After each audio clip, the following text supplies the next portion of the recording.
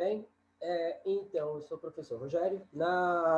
Esse vídeo nós vamos encerrar as navegações espanholas, né? Então, nós concentramos o primeiro vídeo na história do Cristóvão Colombo e como é que o Cristóvão Colombo ele chegou na América, né? E o segundo vídeo nós concentramos o nosso olhar, né, sobre o tratado, né, de divisão do Novo Mundo.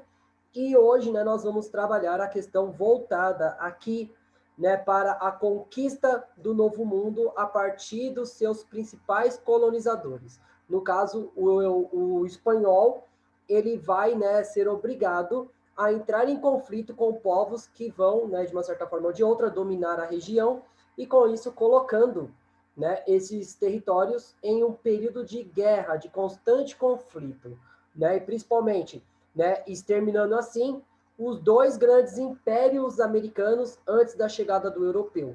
No caso, o Império Azteca e o Império Inca. Bem, então, para nós iniciarmos aqui, né, esse contexto, então, então, quando nós falamos em conquista do Novo Mundo, o Novo Mundo não foi conquistado de uma forma pacífica, então houve conflitos entre americanos e europeus, né? Então, essa imagem aqui já deixa muito claro o que nós temos aqui para discutir. Então, no primeiro momento, o europeu, ele acreditava que o índio, ele era puro. Por um outro lado, o índio também considerava que o europeu era uma divindade vinda pelos seus deuses, enviadas pelos seus deuses, para poder colocar fim aos conflitos. Só que com o passar do tempo, os dois lados vão ver que nada era como os dois lados esperavam. E nesse momento surgem os principais conflitos dentro desse contexto. Bem, então para a gente dar uma contextualizada aqui naquilo que nós vamos tratar. Bem, então a conquista da América foi um dos maiores empreendimentos realizados pela Espanha em sua história. A chegada da expedição de Cristóvão Colombo na América em 1492 iniciou o processo que levou à dominação dos povos indígenas e foi o auge de um longo processo de exploração do Atlântico durante todo o século XV. Então, o objetivo inicial de Colombo era alcançar a Ásia, chamada de Índias. Entretanto, a expedição de Colombo resultou na chegada dos europeus ao continente americano e iniciou o processo de ocupação ocupação e colonização do então tão amplo continente. Então, a conquista da América espanhola ocorreu principalmente por meio da violência, o que foi bastante, né, ressaltado nos relatos da época. Então, o contrato inicial amigável logo foram superados pelas ambições dos espanhóis e pela conquista de explorar principalmente a procura do metal precioso, né, que era um dos principais objetivos dos colonizadores aqui na América. Então, para a gente ter uma noçãozinha bem rápida sobre esse primeiro slide. Bem, então, nesse caso, qual era a principal meta dos europeus? Em conquistar metais preciosos para poder ser trocado no comércio com os árabes, com as especiarias. Como os espanhóis não tinham o monopólio, né, de navegação pelo Cabo da Boa Esperança, né, então eles precisavam de conseguir esses produtos pelos árabes. Então, como as suas minas de ouro estavam esgotadas, os espanhóis vão usar as suas novas colônias para conseguir novas fontes desses metais preciosos. Bem, então, com a chegada dos espanhóis em 1492, a rainha Isabel de Castilha e Fernando de Aragão, conhecido também como os reis católicos, fizeram uso da influência conquistada após anos de luta contra os muçulmanos na Península Ibérica com a Igreja Católica e assim, né, surgiu o Tratado de Tordesilhas de 1494. O aval da Igreja Católica durante o século XV era extremamente importante, porque as decisões decretadas pelo Papa estavam acima das decisões dos reis. O tratado estipulou uma linha imaginária dividindo a América em duas. Então, assim, as terras descobertas a oeste era nomeado da América Espanhola e do leste a América Portuguesa. Então, nas terras que foram conquistadas pelos espanhóis, né, pela igreja, estavam duas grandes civilizações, no caso, os astecas e os incas. Essas civilizações eram conhecidas pelo avanço do estilo de vida, possuindo um largo conhecimento sobre os inúmeros assuntos, além de possuírem grandes construções e fornecerem sociedades extremamente complexas e organizadas. Bem, então nesse caso, o europeu ele tinha que enfrentar, né, o espanhol, diferentemente do Brasil, que eram várias tribos espalhadas pelo continente. Na América Espanhola existia a presença de dois grandes impérios, no caso, o Império Inca e o Império Azteca. E esses dois impérios vão ser um problema para o domínio dos espanhóis na região. E isso vai levar ao conflito armado entre eles. Bem, então o primeiro conquistador aqui que nós vamos discutir é o espanhol Hernán Cortés, né? Então o Hernán Cortés, que vai dominar a região onde hoje está localizado o atual México. Bem, então, antes da conquista, então, aos 19 anos, em 1504, Cortés partiu com a sua primeira viagem ao oeste, após trabalhar como escrivão da corte de Valladolid, né, no caso, sob o comando de Diego Velázquez, né, de Cuéllar. Né, no caso, Cortés foi bem sucedido em sua primeira missão em busca de ouro. Com recompensa, o governador Nicolás Ovando completou, né, contemplou com terras indígenas para nela trabalharem, no caso, a repartimento, né? Então, ali Cortés se fixou como colono. Então, no caso, nos primeiros anos, o Cortés, ele foi um escrivão de sucesso, né? Então, ele documentava as questões voltadas às navegações e ele vai conseguir conquistas notórias. Então, ele vai conseguir achar algumas reservas de ouro no Novo Mundo e, com isso, né, no caso, o Diogo Velázquez, ele vai dar um pedaço, vai dar a concessão, né, para o Hernán Cortés, né, principalmente a recompensa do governador Nicolau Ovando, né, Obando, né, então nesse caso eles vão ter essa possibilidade de se fixar e explorar o território. Bem, então em 1511, novamente sob o comando de Diogo Velázquez, né, Caulia, e Hernán Cortés partiu a uma missão de conquista em Cuba. Ao princípio, a sua permanência em Cuba, Cortés nomeado um secretário de Velázquez, ao pouco tempo depois, prefeito de Santiago Baracoa. Então, no caso, ao término da missão, recebeu os indígenas, as terras e foi morar ao sul da ilha em Santiago. Então, em 1514 a 1515, o Cortés se casou com Catalina Martins, nativa de Granada. Então, no caso, o Hernán Cortés tinha uma vida estável na região, mas isso não impediu a sua ambição. Então, em 1517 a 1518, partiram de Cuba duas expedições e confirmaram a existência de um vasto e rico país a oeste da ilha, no caso, a primeira capitania de Francisco Hernández de Córdoba, explorou a península de Yucatán. E no ano seguinte dessa expedição, outra expedição foi organizada por Juan Grijalva, com o propósito de continuar a exploração da costa de Yucatán.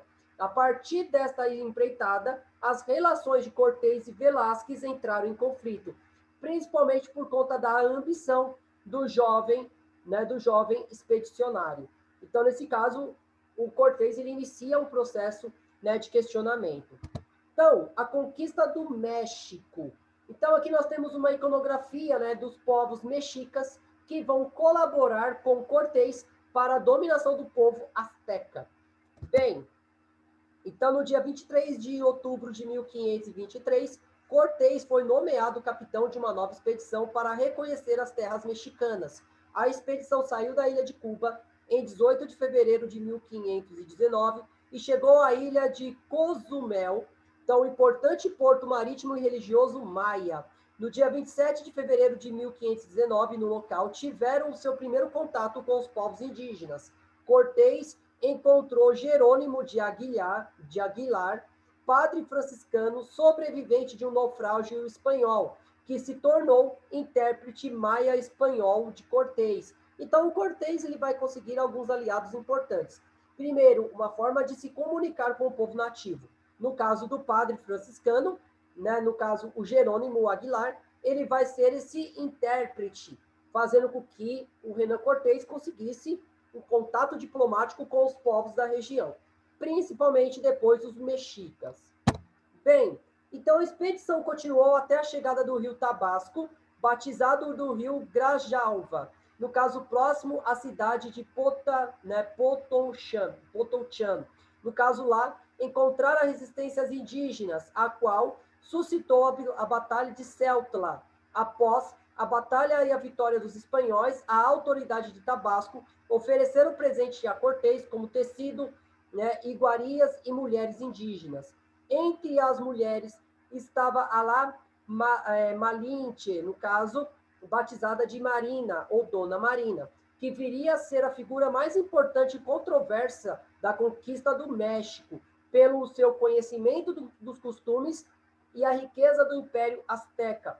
Né? Então, no caso, a língua maia e a né, a língua do Nautles, servindo como intérprete e conselheira, além de amante de Renan Cortés, com quem teve um filho, no caso, o Martim Cortés.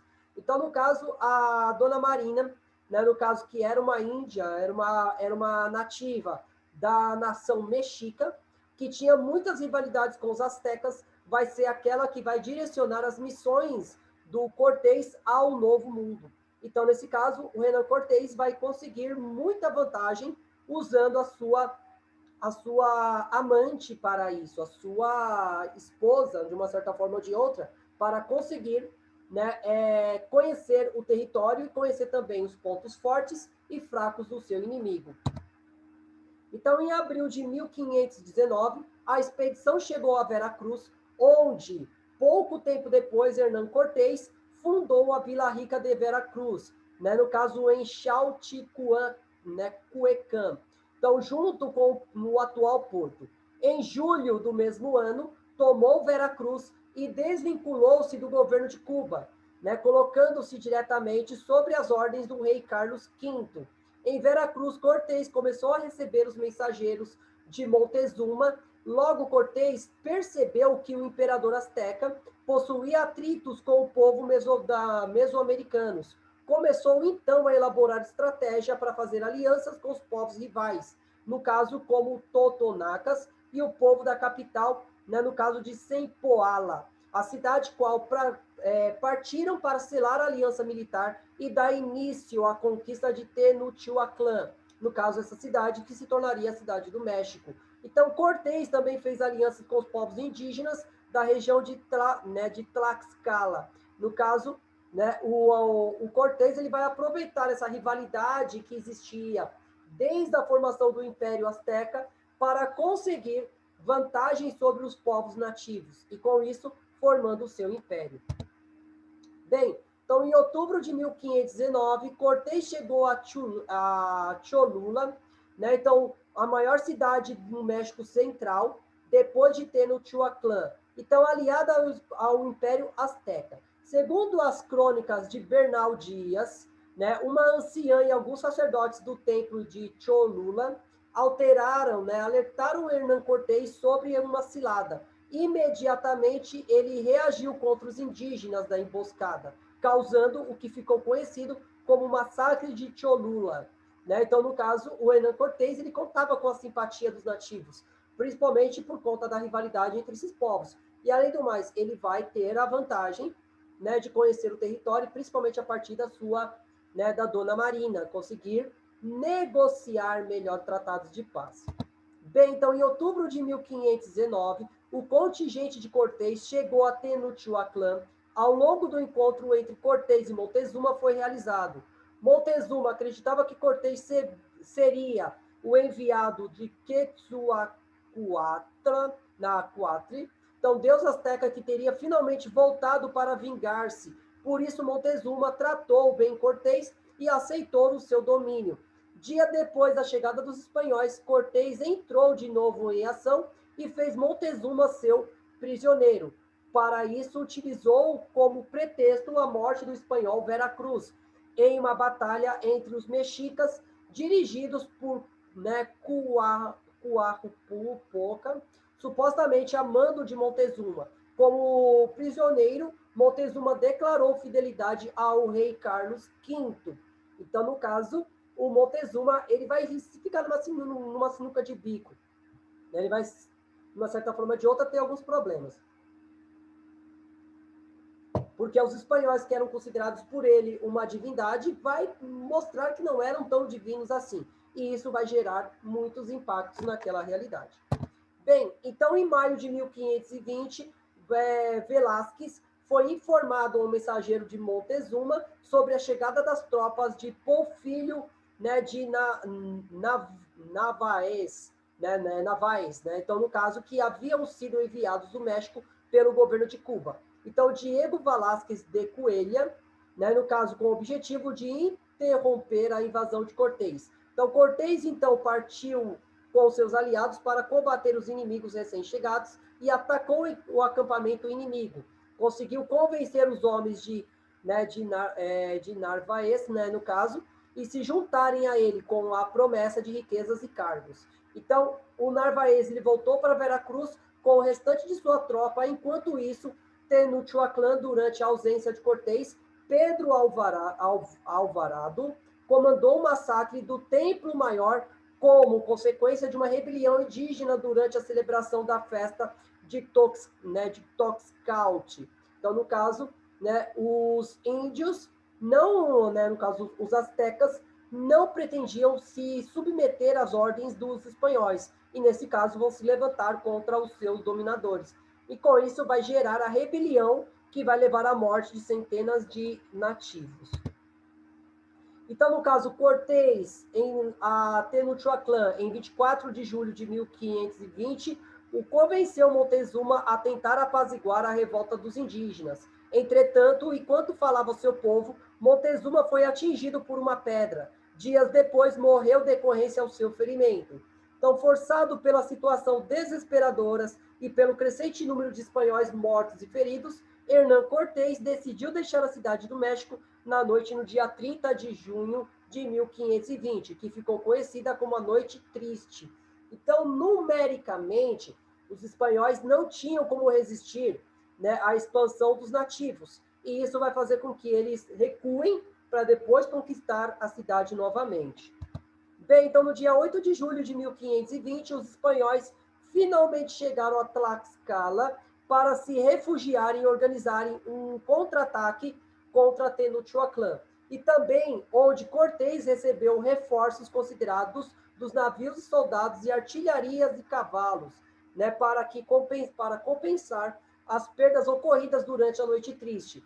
No final de maio de 1521, a cidade de Tenochtitlan, sitiada durante 75 dias pelas tropas de Cortés, após a captura e a morte do último rei asteca, né, Cuauhtémoc, a conquista foi consumada. Então, no caso, durante o cerco, né, que é a cidade de Tenochtitlan, ela era uma cidade construída no meio do lago, e isso dificultava muito a invasão. Então, o Cortés ele conseguiu cercar a cidade durante 75 dias, e no final desses 75 dias, ele vai conseguir invadir a cidade e destruir grande parte das suas edificações, né? E depois eles vão aterrar o lago e construir a capital da então Nova Espanha, no caso, a cidade do México.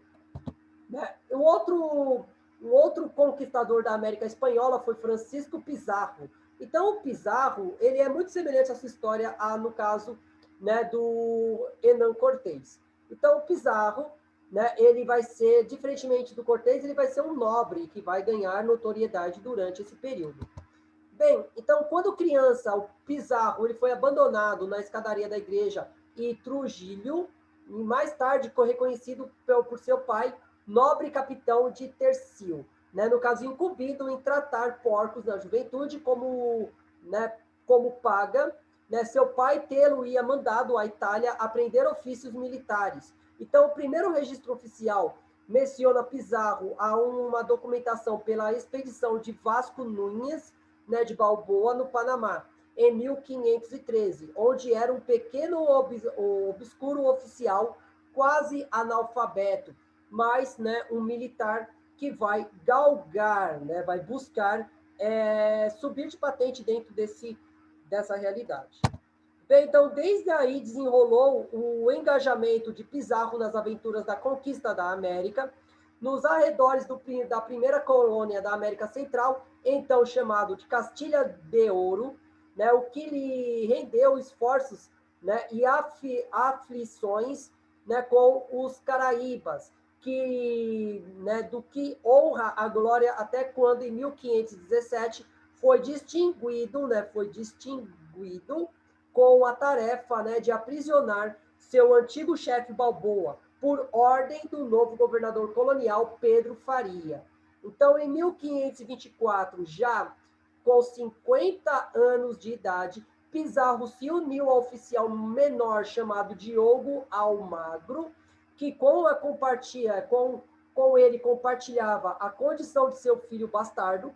Ambos acalentavam-se plano que depois de ouvirem as narrativas, né, de Pascoal, né, de Andagoia, que embora retornasse ferido e sem riquezas, de uma expedição mais ao sul, teria obtido informações que nativos, que, apontando para o sul, disseram-lhe que conhecia o Peru, reino onde se come e se bebe em vasilhas de ouro.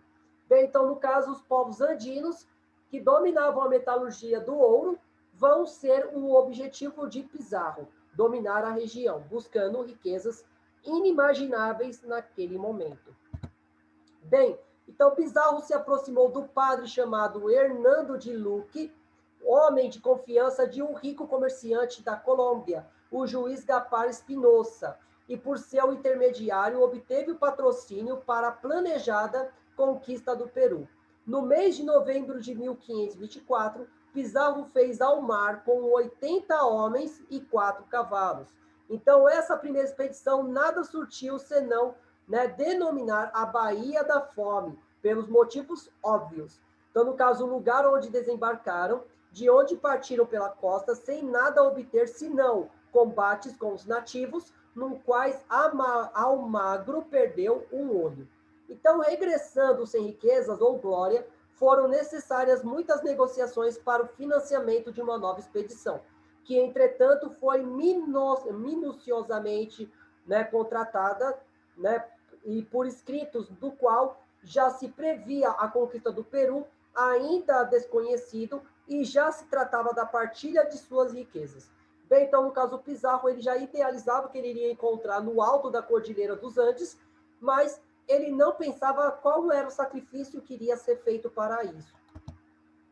Então, em novembro de 1526, Pizarro voltava ao mar em 2 pequenos barcos com 160 homens e alguns cavalos. Desta vez, desembarcou na foz do rio San Juan, na atual costa, né, do atual Colômbia, onde ficou a maior parte dos seus homens, enquanto Almagro retornou ao Panamá com uma embarcação para buscar mais reforços, né, no caso, né, e outra embarcação sob o comando do piloto Bartolomeu Ruiz prosseguiu atravessando o Equador, né, por cerca de 700 quilômetros ao sul.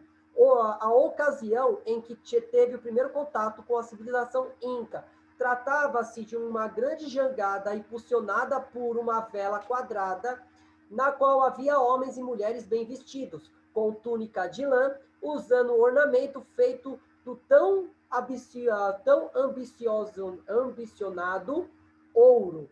Então, no caso, os espanhóis vão ter essa visão grandiosa, onde dentro do rio eles vão encontrar uma jangada muito majestosa e com ela seus tripulantes, né, vestidos com critérios nobres, né? E isso vai fazer com que eles tornassem cada vez mais fissurados por essa nova conquista.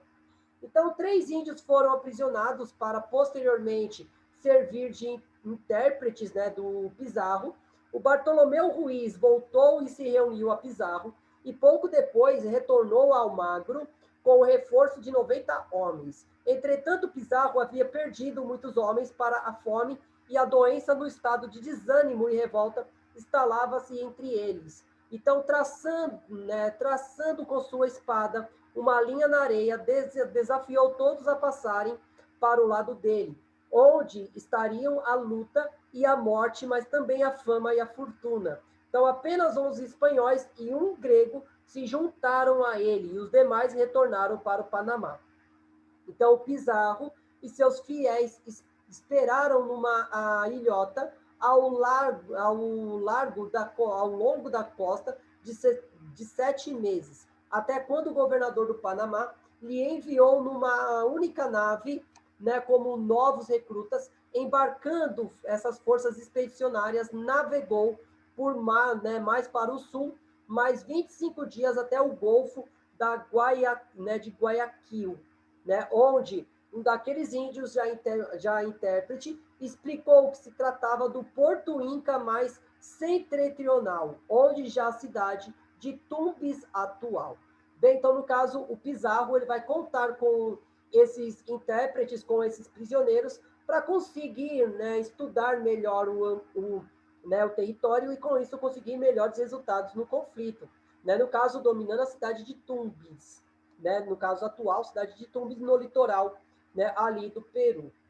Bem, então, aí não houve lutas, afora poucos espanhóis deixando Tumbes para conter os templários, né, para conhecer melhor a região. Então, Pizarro, ele prosseguiu mais para o sul, até o Golfo de Guayaquil, onde a embarcação foi confrontada por grandes números de jangadas repletas de guerreiros incas. Né? Então, trocando informações com os nativos, Pizarro mostrava suas armas, os arcabuzes e o vinho, e os nativos falavam abertamente de sua civilização, admitindo a existência de ouro, prata e pedras preciosas. Algumas semanas depois, o Pizarro voltava ao Panamá com artefatos de metais e tecidos finos indígenas, algumas lhamas e vários jovens índios destinados ao serviço de intérpretes para mais que o suficiente para fundar uma nova expedição. Então, perseguindo o seu objetivo, Pizarro volta à Espanha diante da corte de Carlos V, fez a apologia dos esplendores do Peru, do qual se modificava a qualquer custo o catolicismo liberal, fazendo coro com os relatos mais auspiciosos ainda de Hernán Cortés, que retornava à conquista do México. No dia 26 de julho de 1529, assinou o Capitulácio, né, que autorizava Pizarro a conquistar e explorar as riquezas do Peru, nomeando governador e capitão-geral. Então, o Peru, que era uma região onde a mineração era algo muito mais vantajoso, né, então o Pizarro ele vai conseguir, né, ele vai ter a permissão do rei e também a ampliar esse território, e com isso iniciar a conquista do Peru. Bem, então em 1530, levando consigo 3, né, de seus meios irmãos, Pizarro se uniu a Almagro, em Iluque, no Panamá. Aí rumou ao sul, fundando em 7 de setembro, né, em setembro de 1532, o primeiro estabelecimento hispânico na costa do Peru, denominada de San Miguel de Piurra. Então, no caso, lá formando uma força de conquista de 62 cavaleiros e 106 infantes, com o qual ingressou o continente adentro na conquista do Império Inca. Então, no dia 16 de novembro de 1532, Pizarro, né, com sua pequena força expedicionária, chegou a Cajamarca, onde deixando seu exército fora da cidade, aceitou o convite do imperador Atahualpa, né, que para um jantar, qual assassinou a pequena guarda de honra e fez seu próprio imperador como prisioneiro. No ano seguinte, Pizarro invadiu Cusco com as tropas indígenas e derrubou Terrutiaçuaia, no caso, o Império Inca. Né? Então, no caso, o Pizarro ele vai sequestrar e matar o imperador, e com isso, né, se tornando uma base para o seu império. Então, julgando né, que a capital Cusco estava muito distante e muito acima do antiplano, Pizarro fundou a cidade de Lima no dia 18 de janeiro de 1535, prosseguindo em árdua campanha contra as forças incas, tentando tomar Cusco, sendo derrotada por Almagro, né, que isto julgou-se as condições para tomá-la para si, gerando uma disputa com Pizarro, que derrotou e executou, né, Almagro em 1538 em Cusco. Entretanto, os partidários de Almagro assassinaram Pizarro no dia 26 de junho de 1541. Encontra-se sepultado na Catedral de la Praça de Mayo, né, em Lima, no Peru. Então, no caso, né, essa conquista vai ser a partir das batalhas entre eles e também com isso, né, levando aos seus imaginários. Bem, então, mais tardiamente, né, nós teremos as coroas, né, por parte do Novo Mundo. Bem, mas só lembrando, né, como é que o Pizarro e o Cortés também conseguiu, né, dominar essa região? O índio, que estava isolado durante milênios no continente americano, não tinha os anticorpos para as doenças que vinham junto com os europeus. Então, com isso, possibilitando a dominação dos europeus com uma certa facilidade. Bem, gente, então que nós vamos começar a trabalhar a partir, né, da próxima aula. Então, mesmo tardiamente, as coroas cobram sua parte do Novo Mundo. Então, no caso, os franceses, os ingleses e os holandeses começam também o seu processo de expansão pelo Novo Mundo. E, com isso, os conflitos gerados dentro dessa realidade. Bem, gente, então, foi isso, né? Então, acredito que esses 3 vídeos ficaram bem extensos, mas é bem, né, a questão de todos os conteúdos, né, trabalhando sobre a dominação da América Espanhola. Então, agradeço a todos até aqui, espero vocês no próximo vídeo. Muito obrigado e até a próxima.